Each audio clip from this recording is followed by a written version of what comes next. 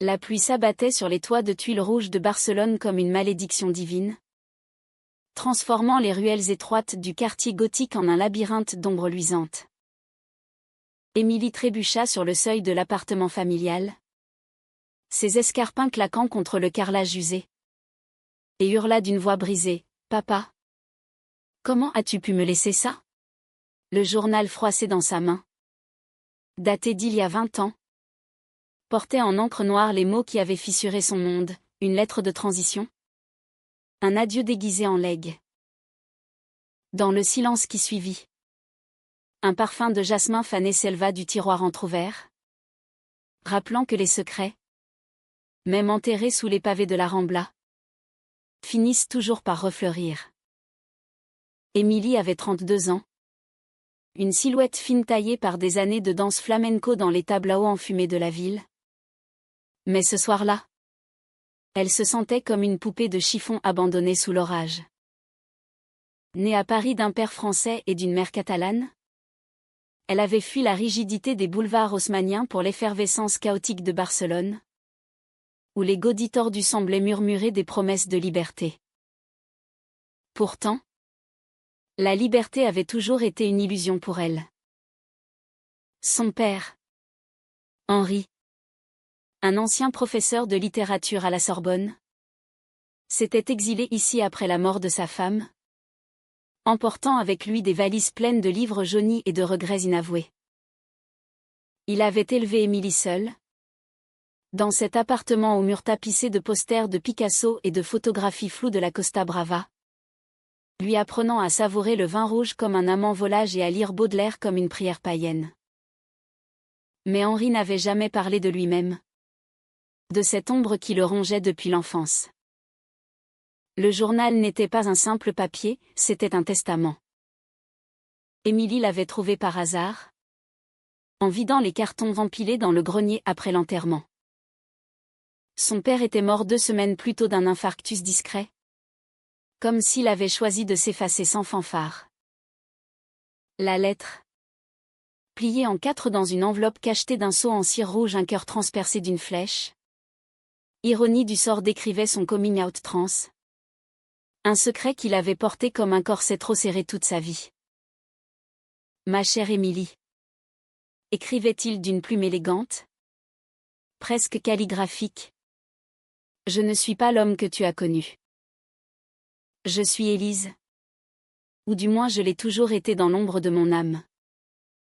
Ce journal est mon cadeau, les pages où j'ai consigné mes amours perdus, mes doutes, et surtout, l'histoire d'une femme que j'ai aimée en secret, ici à Barcelone. Ne le détruis pas, car il est aussi le tien. Suivaient des entrées datées des années 80, des confessions sur des nuits volées dans les bars lesbiens du Raval, des baisers volés sous les néons roses, et une passion dévorante pour une danseuse nommée Maria, qui avait fui pour Paris sans un mot. Émilie froissa le papier dans son poing, les larmes se mêlant à l'encre qui bava sur ses doigts. Comment pouvait-il lui imposer cela maintenant, après l'avoir élevée dans le mensonge? Elle, qui avait toujours lutté contre ses propres désirs, ses regards furtifs jetés aux courbes des femmes dans les marchés de la Boqueria, ces nuits solitaires où elle imaginait des caresses plus douces que celles des hommes éphémères. Son père, ou plutôt Élise, avait-il su? Avait-il vu en elle le reflet de ses propres tourments? Furieuse, elle alluma un feu dans la cheminée éteinte depuis des lustres, prête à jeter les pages aux flammes. Mais au moment où la première feuille lécha les braises, un bruit de clé dans la serrure la figea.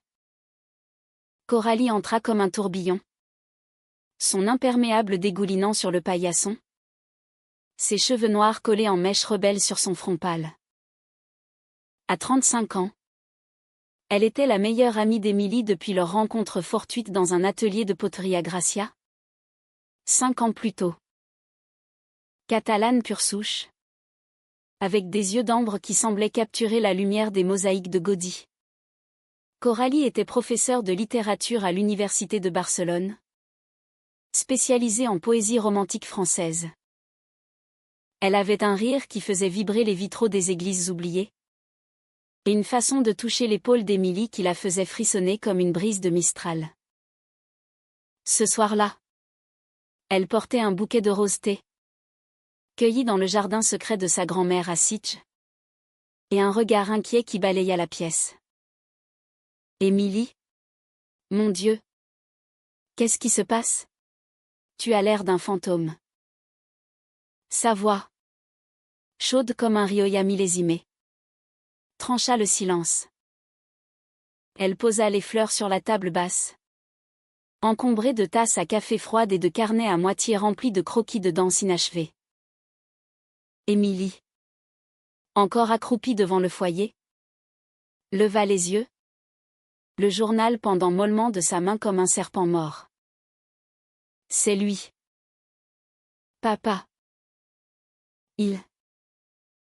Il n'était pas qui je croyais. Les mots sortirent en hoquets, entrecoupés de sanglots. Coralie s'agenouilla à ses côtés, ses genoux frôlant ceux d'Émilie dans un contact électrique. Elle prit le journal avec délicatesse, comme on manipule un oiseau blessé, et le lissa sur ses cuisses. Ses yeux parcoururent les lignes, s'écarquillant à mesure que l'encre révélait ses secrets. Élise. Oh. Émilie. C'est magnifique et déchirant à la fois. Ton père, ta mère, en vérité t'a offert sa vérité. Pourquoi veux-tu la brûler? Émilie secoua la tête, les flammes dansant dans ses pupilles dilatées. Parce que c'est trop. Trop de mensonges. Trop de douleur. J'ai passé ma vie à me cacher, à nier ce que je ressens pour des femmes comme toi. Et maintenant? Ça, c'est comme si elle se moquait de moi depuis l'au-delà. Les mots échappèrent avant qu'elle ne puisse les retenir, suspendus dans l'air chargé d'humidité et de révélation. Coralie se figea, son souffle se faisant court. Mais au lieu de reculer, elle posa une main sur la joue d'Émilie, effaçant une larme du pouce avec une tendresse infinie. Comme moi, murmura-t-elle. Sa voix un fil de soie tendu à rompre. Le silence s'étira, ponctué seulement par le crépitement des braises mourantes et le tambourinement incessant de la pluie contre les volets. Émilie, le cœur battant la chamade, plongea dans les yeux de Coralie, y voyant non pas du jugement, mais une invitation muette, un pont jeté sur l'abîme de leur silence partagé. Lentement, comme si le temps s'était suspendu au fils des toiles d'araignée dans les coins sombres de la pièce, elle se pencha en avant. Leurs lèvres se frôlèrent d'abord, hésitantes, puis s'unirent dans un baiser salé de larmes et de désirs refoulés. Un feu qui consuma les dernières braises du journal sans le toucher. Ce baiser fut le premier fil d'une toile qui les enlaça toutes deux, tissée de soie française et de passion catalane. Les jours suivants, alors que la pluie cédait la place à un soleil timide filtrant à travers les palmiers de la Plaza Royale, Émilie et Coralie se replièrent dans l'appartement comme dans un cocon. Elles lisaient le journal à voix haute, tour à tour, leurs voix se mêlant comme des harmonies de fado portugais importés par les vents du sud. Élise y décrivait Maria avec une ferveur qui faisait rougir Émilie, ses hanches ondulaient comme les vagues de la Méditerranée sous la lune de Tarragone. Et dans ses bras, j'oubliais le poids du masque que je portais. Nous dansions nus sur les plages désertes, nos corps se confondant avec le sable chaud. Et pour la première fois, je me sentis entière. Coralie, avec son érudition poétique, traduisait les métaphores en caresses, elle traçait du doigt les contours des mots sur la peau d'Émilie, transformant les pages jaunies en un atlas de désirs inexplorés. Mais la romance naissante n'effaça pas les ombres. Émilie, hantée par le legs de sa mère, se surprit à fouiller les tiroirs de l'appartement, cherchant des traces d'Élise. Elle trouva des lettres non envoyées, des photographies fanées où Henri et Lise posaient en robe de bal des années 70.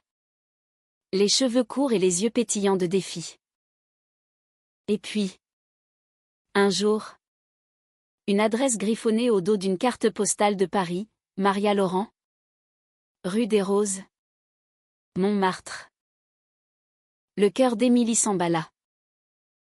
Était-ce possible? Sa mère avait aimé une femme encore vivante. À des milliers de kilomètres de là? Coralie, sentant le trouble, proposa, allons-y ensemble. C'est ton histoire? Mais elle pourrait être la nôtre. Le voyage en train vers la France fut un intermède de tendresse volée. Assises face à face dans un compartiment brinque-ballant, bercées par le cliquetis des rails, elles se racontèrent leurs propres secrets. Coralie avoua ses amours passés, une professeure d'université qui l'avait brisée, un été à Ibiza où elle avait dansé jusqu'à l'aube avec des inconnus, cherchant dans leur corps l'oubli d'une famille traditionnaliste.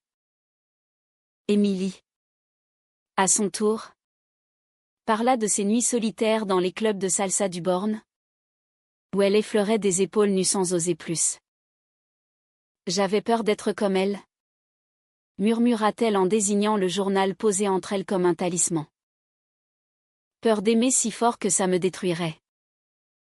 Coralie prit sa main, entremêlant leurs doigts avec une assurance qui fit fondre les dernières résistances d'Émilie.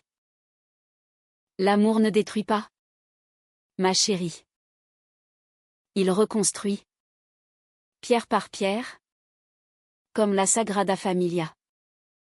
Paris les accueillit sous un ciel de plomb, les rues pavées luisant d'une humidité printanière qui rappelait les romances de Colette. Elles trouvèrent l'adresse, un immeuble haussmannien au balcon fleuri de géranium, rue des Roses, niché au pied de la butte Montmartre. Maria Laurent, âgée de 70 ans, ouvrit la porte avec une grâce fanée. Ses cheveux blancs noués en chignon lâche. Ses yeux bleus encore vifs comme ceux d'une mère agitée.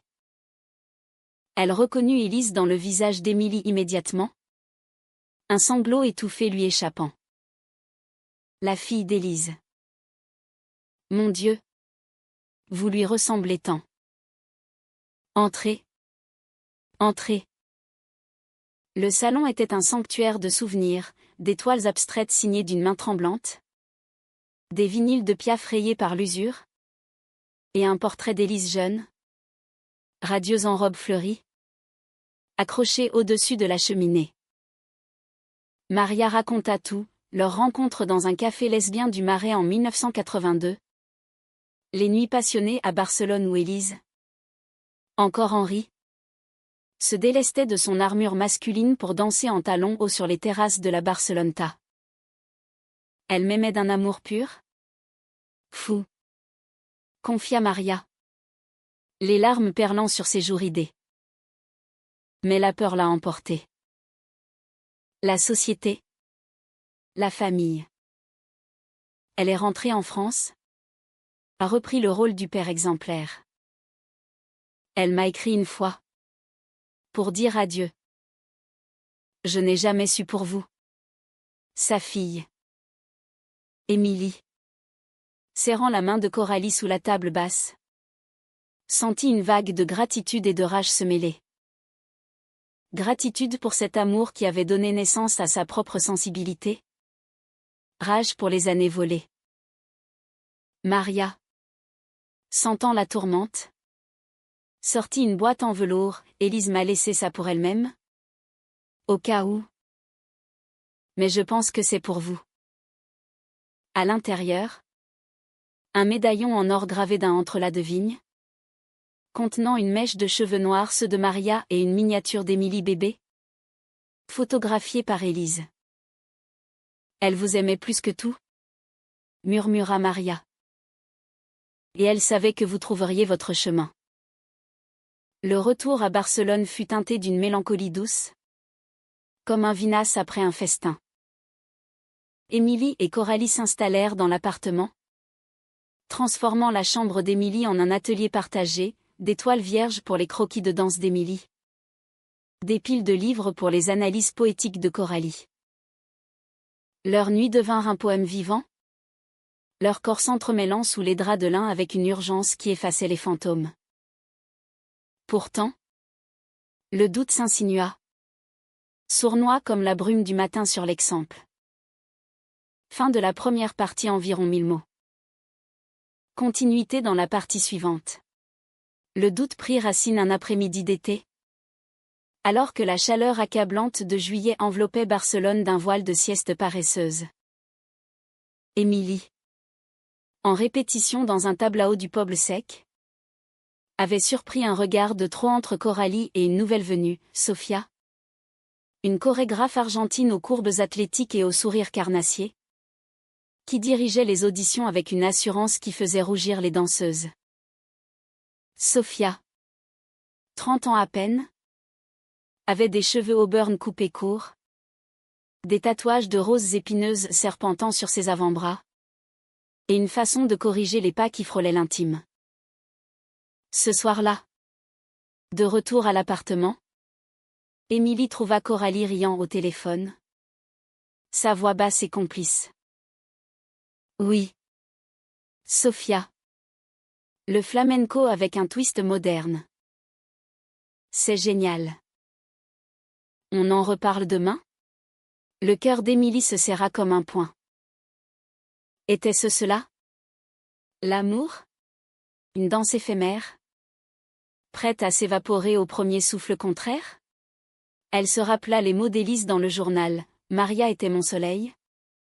Mais j'ai fui par peur que l'ombre de mon secret ne l'éteigne. Allongée sur le lit, feignant le sommeil, elle écouta Coralie raccrocher. Puis s'approcher. Ses pas légers comme une brise. Émilie? Tu dors? Un baiser sur l'épaule? Doux. Rassurant. Mais le poison était planté. Les semaines suivantes furent un tourbillon de jalousie masquée en routine. Émilie dansait avec une fureur accrue. Ses talons claquant comme des coups de fouet sur les planches usées. Tandis que Coralie passait de plus en plus de temps à l'université, collaborant avec Sofia sur un projet de fusion poétique flamenco. C'est professionnel? Ma belle. Protestait Coralie lors de leur dîner aux chandelles sur la terrasse, où les lumières de la fontaine de Montjuic scintillaient comme des promesses brisées. Sofia est talentueuse. Mais toi est mon monde. Pourtant, Émilie voyait les textos s'allonger. Les rires partagés lors des répétitions auxquelles elle n'était pas invitée. Le médaillon d'Élise, qu'elle portait désormais au cou, semblait peser comme une encre. Le conflit éclata lors d'une soirée au Palo de la Musica. Un concert de guitaristes classiques où l'air vibrait d'accords espagnols entrelacés de valses françaises. Coralie avait insisté pour y aller avec Sofia, arguant que c'était une « networking » pour leur projet. Émilie, blessée, avait suivi en douce, se fondant dans la foule en robe noire moulante, ses cheveux relevés en chignon sévère. De sa place au balcon, elle les vit, Coralie, rayonnante en robe émeraude, la main de Sofia effleurant son poignet pendant qu'elles applaudissaient une sonate enflammée. Le monde d'Émilie bascula. Elle quitta la salle en trombe, les larmes brouillant les lustres cristallins, et rentra chez elle pour noyer sa peine dans une bouteille de Tempranillo. Coralie rentra tard, l'appartement plongé dans une obscurité hostile. Émilie, aplatait elle, allumant les lampes une à une.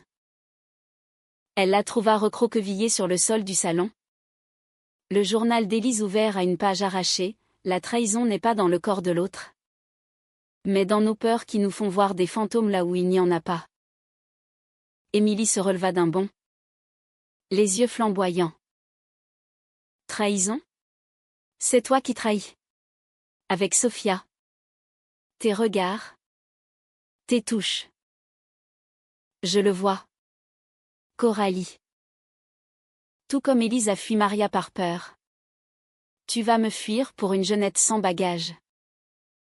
Coralie pâlit. Mais sa voix resta ferme, teintée de cette poésie qu'elle puisait chez Verlaine. Émilie. Sophia est une amie. Une collaboratrice. Rien de plus. Mais toi. Tu construis des murs avec tes doutes? Comme ton père ta mère l'a fait. Ouvre les yeux, notre amour n'est pas un secret à enterrer. Les mots heurtèrent Émilie comme une gifle. Elle arracha le médaillon de son cou et le lança à Coralie. Prends-le. Alors. Et pars. Je ne serai pas le fantôme d'une histoire inachevée. Coralie ne partit pas. Au contraire. Elle ramassa le bijou, le serra contre son cœur, et s'avança, les bras ouverts. Je t'aime. Émilie. Pas comme une muse passagère, mais comme la chair de ma chair. L'ombre de mon ombre. Laisse-moi te prouver. Elles s'effondrèrent ensemble sur le tapis perçant, leurs corps se cherchant dans l'urgence du désespoir.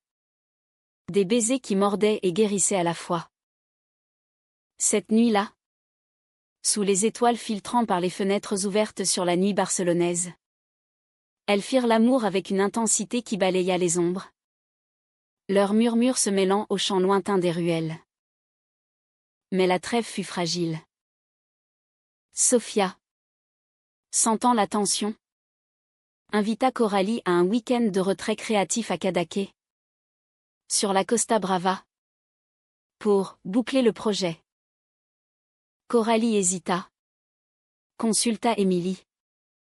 Qui, le cœur encore à vif, hocha la tête avec un sourire forcé. Vas-y. Prouve-moi que je me trompe. Les 2 jours d'absence furent un purgatoire pour Émilie, elle erra dans les marchés, achetant des oranges sanguines qu'elle pressa jusqu'à ce que le jus coule comme du sang sur ses mains, lisant et relisant le journal jusqu'à ce que les mots d'Élise se gravent dans sa peau. L'amour véritable endure les tempêtes, car il est ancré dans la vulnérabilité, non dans la possession. Coralie revint changée, son sac rempli de notes griffonnées.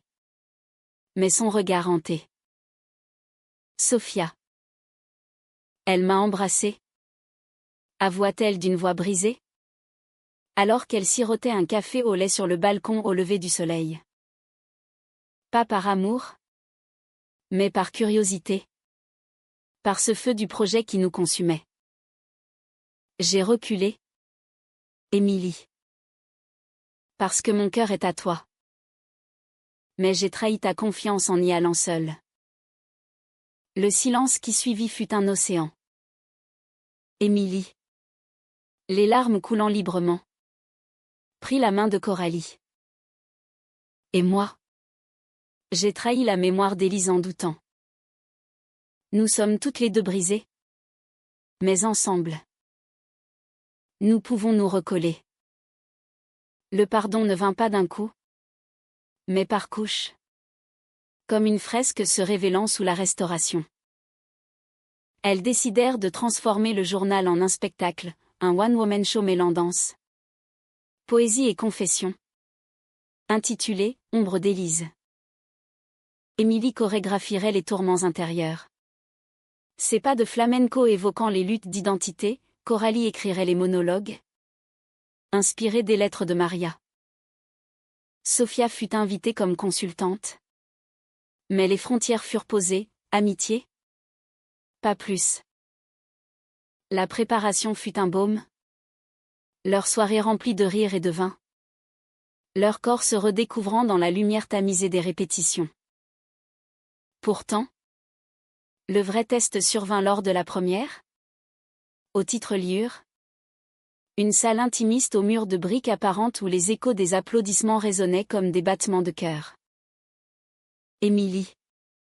Sur scène en robe vaporeuse rouge sang. Dansa la révélation d'Élise, des mouvements fluides passant de la rigidité masculine à l'ondulation féminine. Le journal déplié comme une aile dans sa main. Coralie, cachée dans les coulisses, récitait les vers en off, dans l'ombre de Barcelone. Une âme s'éveille. Transit d'amour pour une autre femme. Pour une fille à naître. Le public. Une centaine d'âmes des artistes. Des curieux. Maria elle-même venue de Paris retint son souffle lorsqu'Émilie, au climax, s'effondra en sanglots. Le médaillon ouvert sur son cœur. La standing ovation fut un raz-de-marée. Maria, les yeux brillants, serra Émilie dans ses bras après le rideau. Ta mère serait fière. Elle a légué non un fardeau, mais une lumière. Coralie rejoignit la scène, prenant la main d'Émilie pour un baiser public. Un geste de défi et de triomphe qui fit hurler la salle. Ce soir-là, dans les bras l'une de l'autre, elles sentirent le cadeau d'Élise s'épanouir pleinement, non la destruction, mais la création d'un amour authentique, tissé de cicatrices et de rêves. Les mois qui suivirent la première furent une lune de miel tardive, imprégnée de la douceur automnale de Barcelone. Les feuilles des platanes de la Grand Via jaunissaient comme des pages d'un vieux roman. Et Émilie et Coralie flânaient main dans la main le long du Passec de Gracia, s'arrêtant pour des glaces à la pistache chez un glacier caché ou pour contempler les vitrines de bijoux Art Nouveau. Le spectacle « Ombre d'Élise » connut un succès modeste mais fervent, des critiques dans El Periódico l'USA, tendresse humaniste. Un pont entre l'identité fluide et l'amour lesbien. Et Maria, de retour à Paris, envoya des fleurs des lys blancs, symbole de pureté transfigurée. Émilie portait désormais le médaillon en permanence. Un talisman contre les rechutes de doute. Pourtant, la vie, comme un scénario de Truffaut, réservait ses rebondissements. Un matin de novembre, une lettre arriva de l'avocat d'Henri ou Élise, le testament officiel. Longtemps en attente de formalités notariales. Il léguait non seulement l'appartement, mais une somme modeste destinée à poursuivre les rêves inachevés. Émilie, lisant les clauses en présence de Coralie, découvrit une clause cachée, une donation à une association pour les droits trans en Catalogne, nommée en l'honneur d'Élise. Elle voulait que son legs vive au-delà de nous, murmura Émilie, émue. Mais la lettre contenait aussi une révélation. Henri avait eu une sœur, disparue depuis les années 70. Une lesbienne militante à Paris qui avait fui l'Espagne franquiste. Était-ce une piste vers d'autres fantômes familiaux? Intriguées, elles décidèrent de creuser. Coralie, avec ses connexions universitaires, contacta des archives queer françaises, tandis qu'Émilie contacta Maria pour des détails sur le passé d'Élise. Les réponses affluèrent comme un puzzle se recomposant. La sœur s'appelait Isabelle. Une poétesse qui avait publié sous pseudonyme des recueils sur l'amour interdit. Et qui avait eu une liaison brève mais intense avec Maria avant de rencontrer Élise. Un triangle d'âme perdue. Rit Maria au téléphone. Sa voix craquelée par les ans. Isabelle est morte jeune. D'une maladie. Mais elle a laissé des carnets. Je les ai. Venez. Le second voyage à Paris fut différent du premier, non une quête solitaire, mais un pèlerinage à deux. Elles descendirent à la gare d'Austerlitz sous une pluie fine, typiquement parisienne, et prirent un taxi vers Montmartre. Maria les accueillit avec un thé à la menthe et des madeleines encore tièdes, ses mains arthritiques tremblant légèrement en sortant les carnets d'Isabelle d'un coffre ancien. Les pages, couvertes d'une écriture serrée et passionnée, dépeignaient un monde d'amour volé, des bals masqués dans les caves du quartier latin, Des manifestations pour les droits des femmes où Isabelle brandissait des pancartes « L'amour n'a pas de genre ». Et là, une entrée qui figea Émilie, ma nièce à naître. Fruit d'un amour compliqué entre mon frère Henri et une Catalane farouche. Je lui lègue mes mots. Pour qu'elle danse librement un jour. Émilie pleura, serrant Coralie contre elle. Elle savait pour moi. Avant même que je naisse. Coralie, les yeux humides, caressa ses cheveux. Ton héritage est un arbre aux racines entrelacées, trans, lesbien, poétique. Nous en sommes les branches. Elles passèrent la soirée à lire à voix haute, leurs voix se fondant dans l'harmonie d'un duo, tandis que Maria hochait la tête, un sourire nostalgique aux lèvres. Avant de partir, elle offrit un dernier cadeau, un poème inédit d'Isabelle, dédié à Élise, qu'elles promirent d'intégrer au spectacle. De retour à Barcelone, l'hiver s'installa avec ses vents chargés de sel de la mer. Le spectacle évolua, une version étendue, Racine d'Élise, incorporant les carnets d'Isabelle, avec des interludes poétiques lus par Coralie sur scène. Sophia, désormais une amie sincère, contribua à la mise en scène, ses idées modernes ajoutant une couche de vidéoprojection, des ombres dansantes sur les murs, évoquant les fantômes familiaux. Émilie et Coralie, dans les coulisses, trouvèrent un rythme nouveau, des matins paresseux où elles cuisinaient des paellas végétariennes, des après-midi à peindre des céramiques nues dans l'atelier de Gracia, leur corps couvert de glaise comme d'une seconde peau. Mais le destin, capricieux comme un scénario de Godard, frappa à la porte sous la forme d'un appel de Maria. Un soir de tempête. Je suis malade. Mes chéris. Le cancer. Pas longtemps. Venez. S'il vous plaît. Elles partirent le lendemain, laissant le spectacle en stand-by. À Paris, Maria s'éteignit paisiblement dans son lit, entourée de toiles inachevées et du parfum de roses séchées. Ses derniers mots, murmurés à Émilie, aimée pour nous toutes. Élise. Isabelle.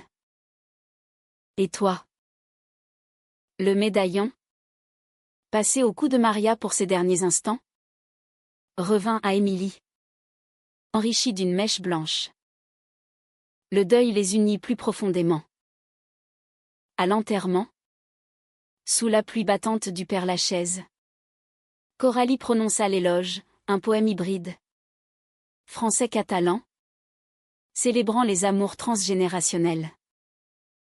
Maria fut le phare dans la nuit d'Élise, Isabelle la flamme rebelle, et Émilie la danse qui perpétue le feu. De retour, elles reprirent le spectacle avec une intensité accrue, dédiée à Maria. Les critiques parlèrent d'une « catharsis humaniste », un hymne à la résilience queer. Au printemps, alors que les amandiers fleurissaient le long de la diagonale, Émilie et Coralie achetèrent une petite maison à Sitges, près de la mer, avec l'héritage d'Élise. C'était un refuge, un jardin de lavande, une terrasse pour danser sous les étoiles, une bibliothèque pour les mots d'Isabelle.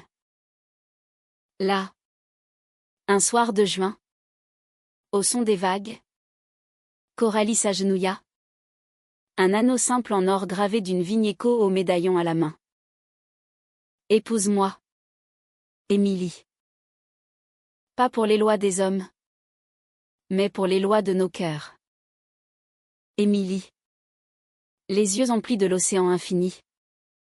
Dit oui d'un baiser. Leur union, célébrée lors d'une cérémonie intime sur la plage au coucher du soleil, fut entourée d'amis, Sophia comme témoin, des danseuses du tableau, et l'esprit invisible d'Élise, Isabelle et Maria. Elles dansèrent jusqu'à l'aube, leurs corps enlacés dans un flamenco lent, romantique, où chaque pas effaçait une ombre du passé. Des années passèrent, et Racine d'Élise devint un pilier du théâtre queer européen, tourné en français et catalan, avec des représentations à Avignon et au Festival de Sitges. Émilie, à 40 ans, avait ouvert son propre studio de danse, enseignant un flamenco libéré des chaînes traditionnelles, où les élèves hommes, femmes, non-binaires exploraient l'identité à travers le mouvement. Coralie publia un recueil de poèmes inspirés des carnets familiaux, Vigne Transi, qui remporta le prix Goncourt de la poésie. Un hommage ironique à l'héritage français d'Élise. Sofia, partie pour Buenos Aires, leur envoyait des cartes postales de tangos enflammés. Une amitié scellée par le pardon. Leur vie à Sitges était un tableau impressionniste, des matins où Émilie cueillait des figues dans le jardin pendant que Coralie écrivait à la terrasse. Des après-midi de baignade nues dans les criques cachées, où leur rire se mêlait aux cris des mouettes. Elles adoptèrent une chienne, une galga rescue nommée Luna, qui trottinait entre elles comme un pont vivant. Les nuits, sous un ciel étoilé sans pollution, elles lisaient à voix haute Baudelaire pour Émilie, les vers d'Isabelle pour Coralie, leurs corps enlacés formant un cocon contre le froid montant de la mer. Pourtant, l'humanisme de leur histoire ne se limitait pas à l'intime. Inspirées par Élise, elles fondèrent une fondation, Legs d'Ombre, soutenant les familles trans et les couples lesbiens en Espagne et en France. Des ateliers à Barcelone, où des jeunes comme Émilie jadis dansaient leurs doutes, des bourses pour des poétesses queer à Paris. Maria aurait souri de voir cela, des graines semées dans le legs d'une vie cachée, fleurissant en forêt de résilience.